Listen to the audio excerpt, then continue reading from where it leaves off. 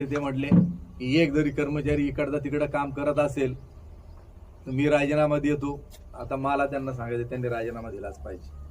की भीमाशंकर सहकारी साखर कारखान्या आज टाकळी आजी, कवठे आणि जातेगाव करंदी या गटामध्ये जे कर्मचारी शेतीमध्ये काम करतायत त्यांच्या मोबाईलमध्ये पराग कारखान्याचे ॲप आहेत. पराग कारखान्याचे आणि यांनी पराग कारखान्याचे ॲप हे वापरून इकडून सगळ्या ऊस तिकडे डायव्हर्ट करण्याचं काम करतायत. म्हणजे त्या कारखान्याकरता त्यांचं ॲप यांच्या मोबाईलमध्ये टाकून इकडचा ऊस म्हणजे त्या कारखान्याचं काम इथल्या कारखान्याकडून करून गेलंय. हे एक सांगायचे मला याची त्या कर्मचाऱ्यांच्या ॲपमध्ये. आणि आता ते सगळं मिळलं पाहिला का ज्यावेळी ऊस तिकडे यांनी दिलेला आहे तर त्यावेळी त्यांचं ॲप तुमच्या याच्यामध्ये कशा करतायत याचं त्यांनी उत्तर दिलं पाहिजे.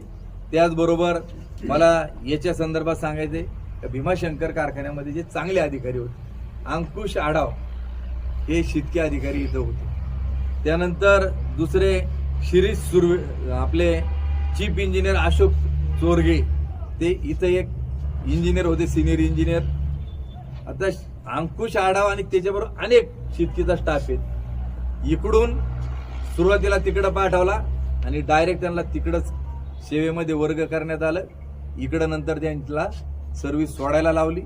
तसंच अशोक चोरगे आणि इतर इंजिनिअरिंगचे कर्मचारी त्यांच्या बाबत त्या ठिकाणी असंच घडलं. स्टोअरला अण्णा लबडे म्हणून होते, त्यांनाही तिकडं पाठवलं आणि नंतर इकडं राजीनामा द्यायला लावला.